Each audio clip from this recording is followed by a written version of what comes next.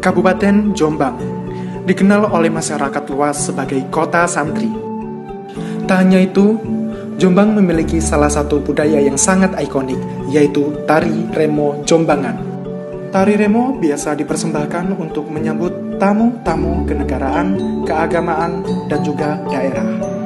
Tari remo memiliki beberapa filosofi yang terkandung dalam setiap gerakannya. Ceklekan diibaratkan sebagai ranting-ranting pohon yang patah. Gerak ceklekan ini terpusat pada kesan patah-patah pada siku. Hibatan sampur merupakan simbol dari perlindungan diri dari pengaruh negatif.